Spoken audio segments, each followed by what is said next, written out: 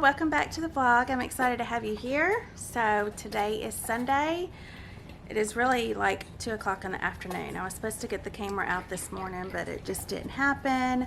Our church opened back up this week, so we went to church this morning and then went to eat lunch. So we are back home. So we've had a very eventful week. A lot of big changes, a lot of things happening. So you'll definitely want to stick around to see what all is going on. But for now, we have a very special visitor in the house. Very, very special. So I'm going to introduce y'all, okay? Hold on. Here is our special visitor, Mr. Brantley. Look how precious he is. Hey, Brantley. Are you going to smile? Are you going to smile? Hey.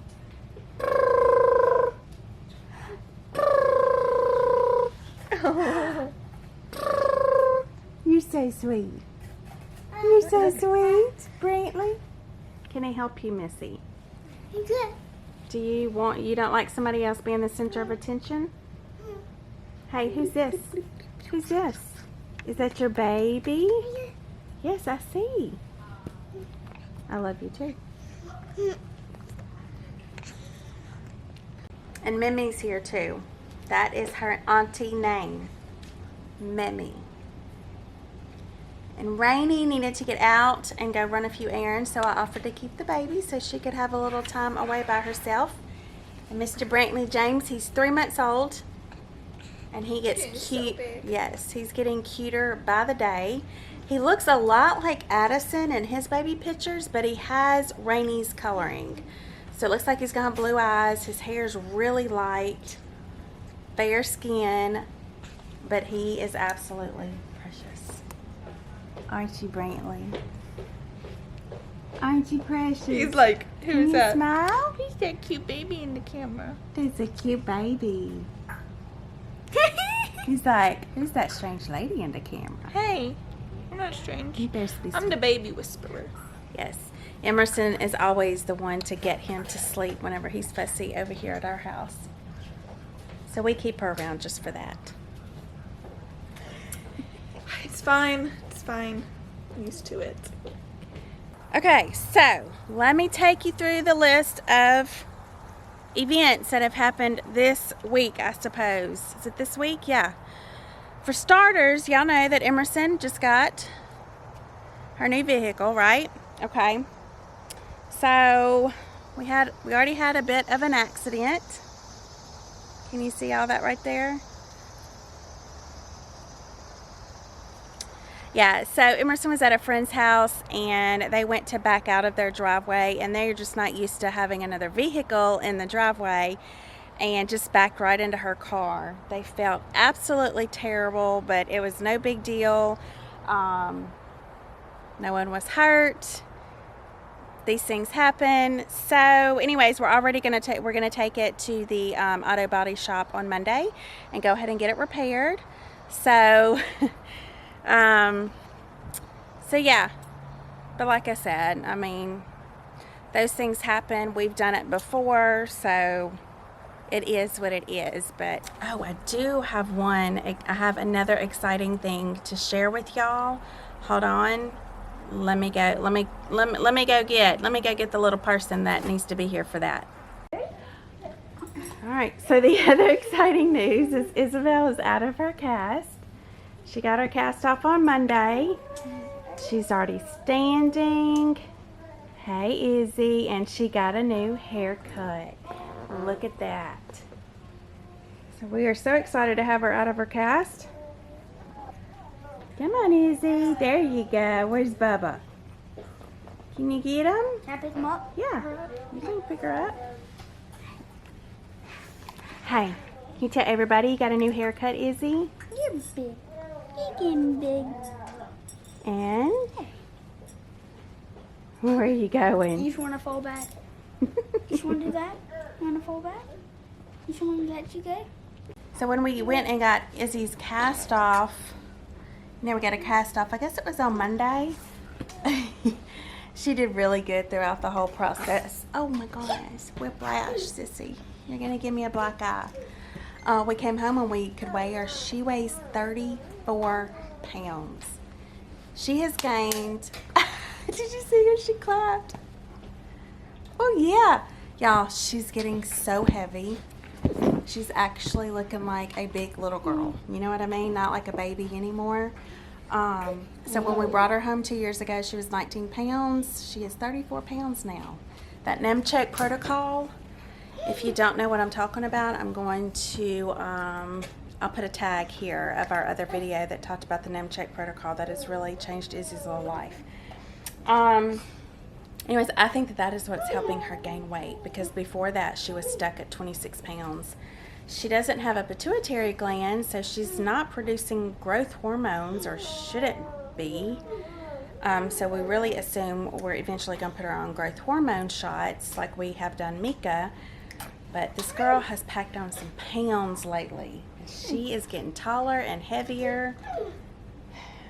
It's kind of like one of those things that you love to see, but I don't want her to grow up either.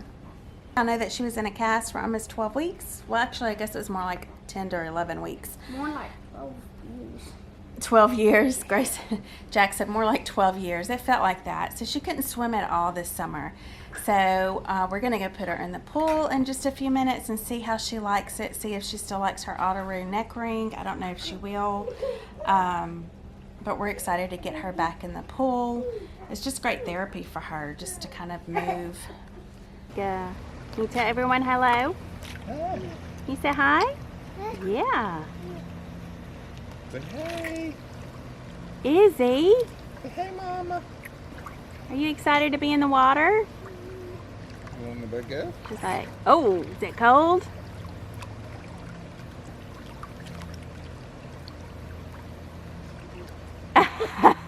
She's excited. Woo! Go, Izzy. I got you. There we go. Here we go. Turn around like this. Turn around like this. Go easy, go easy. Go Mika, easy. Izzy swimming. Izzy swimming. Go get her. Good job. She's smiling. You smiling? Izzy, No, the other way. you put your Otteroo on? Yeah, that's awesome. Go ahead. Ready? Look at her. She's saying, put it on, put it on. Yeah. Maybe or maybe not. Maybe she's saying take it off. No, ready? Ready? Maybe just take her a few minutes to get back used There to we go. it. Uh-oh. Hey, Izzy. Hold on. Hey, Izzy. Here we go. Hold on. Just kind of keep holding her and let her get used to it. There we go. Go, Izzy. Go, Izzy. Help me.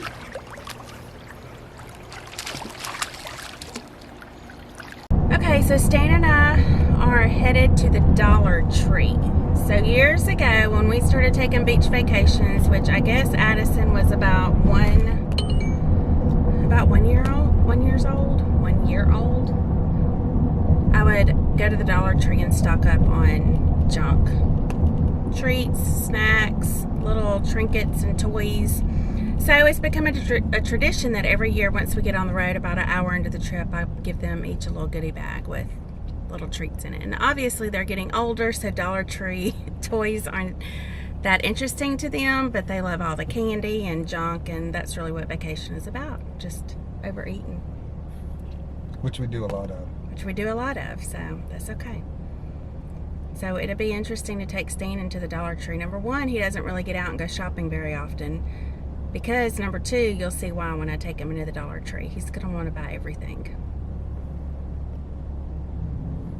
Okay, so we told y'all, or I told you earlier in the vlog, that this week has been really hectic. We've had a lot of life going on, and so I told y'all about Emerson's car. Isabelle got her cast off. Isabelle got a haircut. We got her in the pool. Had a lot of t-shirts I had to complete before vacation. We're getting ready to go on vacation. Next thing we're going to talk about is Stan has experienced something for the very first time earlier this week that we have never had to deal with as a family or individuals or anything of that. But we thought we would bring up this topic of conversation, and it's a sensitive topic of conversation, but it's not so to bring pity on us or to complain about anything or anything of that. There's nothing negative here that we're going to speak about, but rather just bring awareness, because I think a lot of people, what we have seen is a lot of people are fearful to talk about this topic of conversation, and there's a lot of shame that goes with it, especially I think from a male's perspective. So Stan, you want to kind of take them to the course of events? So about 4 days ago, as everybody knows, I've been a cop for 26 years. I was a Marine before that. And we've been having a lot going on lately with COVID, with our adoption, everything going on in the world with, a lot of people's hatred of law enforcement. We're looking for a house. We were planning on vacation. The year anniversary of my best friend's death had came up. Somebody really close to me is dealing with cancer right now. So that I have a lot going on. And I handle stress pretty well, or I think I do. Nothing ever tends to bother me, but about 3 or 4 nights ago... it was Monday night, or Sunday night. Whatever night it was. Everybody was asleep. I like to be up, alone. And everything in the room started kind of going dark. I began just to have terror set in on me. Kind of like I felt like the world was imploding. Everything was coming to an end. So that night that he came in and woke me up, it was about 12:30 at night, and it was actually the first night in a very long time that I actually fell asleep at a normal time. Izzy has not been sleeping well, but anyways, he came and woke me up, and he was had his arms around him, and he was like, "Ashley, I'm terrified. I can't be alone. Can you get up with me?" And obviously, I was like, "This is not Stan. I don't think he never wakes me up for anything, nor is he ever scared." So I got up with him for about 3 hours, and obviously I've never experienced anxiety attacks, panic attacks, whatever you want to call it, and I've never had to work with someone through them, so I really didn't have a clue what to do. But I'm thankful that when he's going through these emotions, he's very rational. He understands that it's not reality and it doesn't make sense, but of course his emotions take over his logic. But he wants to talk about it, and I know I've talked to some people who they shut down during their attacks and during these seasons of life. But for Stan, he says all the time, he's like, "I need to talk about it. Let's talk about it. Let's keep the conversation going." And we just kind of talk through it and work through it. So I think for me, offering support to him, that offers support to me, actually knowing that he wants to talk about it and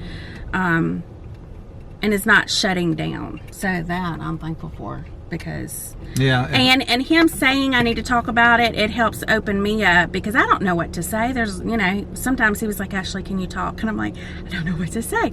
Well, I don't know, but I think we've got a good groove now, sorta. Like, I know when you want advice, and then I know when you don't. Like when anxiety is coming on and he's just that anxiousness and nervousness, kind of like you want to crawl out of your skin. I can tell when there's times where he doesn't want advice. And it finally went away. We went to sleep. I went to work the next day. Same thing happened again. By the third time that day, Ashley took me to the urgent care clinic that's close to our house. And they said, "You're having an anxiety attack." I'm thinking, I can't be having an anxiety attack. I don't have anxiety. But I was. I guess everything that I just overlook and don't deal with, especially, you know, the death of my best friend a year ago. I don't think I ever properly dealt with that close person to me that's dealing with cancer, the delay on our adoption, all these things. And through this whole deal, even though I'm typically a loner and I'm not close to a lot of people outside my immediate family. Yeah. I mean, I do have some close friends that I go to, you know, I haven't seen in a while, but I've got a great support system of people that, you know, especially in our church. You know, I called, you know, my old roommate and I was like, hey, I need some people to pray for me, and you know, immediately he's calling people, and you know, that's one good thing about having a good church that you're in. And it's also, I think it was very calming, because Stan, I remember the first 24 hours, he just kept saying over and over, I feel so stupid, I feel so stupid, this is not normal. You know, he didn't want anyone to know what he was going through. Now, within 24 hours, his whole tune had changed, and his whole tune had changed because I think, number one, he realized he couldn't manage it on his own, but number two, after talking to close loved ones and close friends, a lot of people deal with this, and so that gives you some comfort in knowing that you're not a complete crazy man. We know you're crazy. Well, yeah. I'll tell you this, my faith is one thing that helps me a lot, but yeah. I can't imagine people that have anxiety attacks or deal with depression who don't have others to rely on. And I'm telling you, reach out to somebody, because I mean, most people will be there for you if you'll just read. It's just most people just keep it inside until it's too late, and then you know, that causes more anxiety. Absolutely, because you feel like everyone's judging you. Yeah, talk to people. Mm-hmm. I'm telling you, the more I talk to people, the better I feel. I cried in a vlog in a few times. Is this because you love me so much? I do love you, babe, because the Lord commands me to. We also want to document this because we know the fear and the anxiety is not from God, but we also know that God will allow him to go through things for a specific reason. It will be neat to see how God is going to use this season of life, and how he can bring good from it. This is not from God. Anxiety and fear, the fear of being alone, losing hope in things, is not from God. But we also know God will allow you to go through things, maybe to get you where he needs you.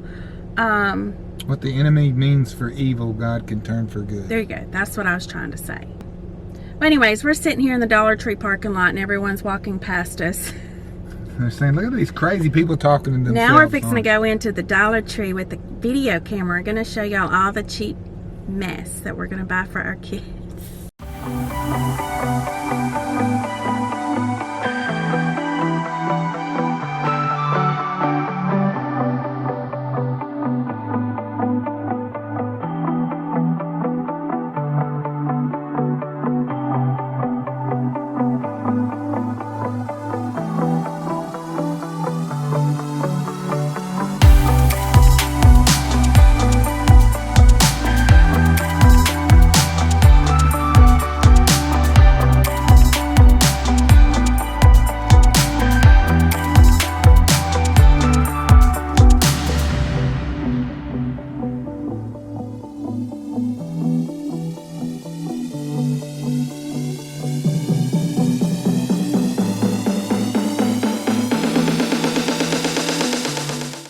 Any comments about all the candy and the unhealthy foods? It's our decision. We don't do this often. Maybe we're going this way.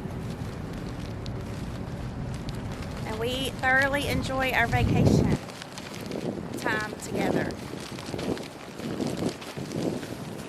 There we go. So we thought it was important to also tell y'all that typically, most of you know, if you don't know and you're new to our channel, we are in the middle of our third international adoption process. So we have a little girl in China. She's 3 years old. We are in the process to adopt her. COVID is making everything run a little bit slow at this point in our process, but everything's going as it should. It's just longer wait time. So typically when we're raising money for our adoptions, as you all know, it costs anywhere from $28,000 to $40,000 to adopt internationally. We typically do not go on family vacations while we're in the middle of fundraising, because we're not going to go spend thousands of dollars on a vacation when we're trying to raise money, right? So we had just planned to not go on vacation this summer since we're in the middle of an adoption, but someone reached out to me on Facebook. She's now a friend, but at the time she was a stranger. I didn't know her.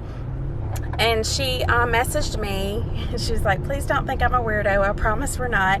She goes, but for whatever reason, God has laid it on my heart to offer y'all our condo in Gulf Shores. And we want to essentially bless your family with a vacation this summer to the beach.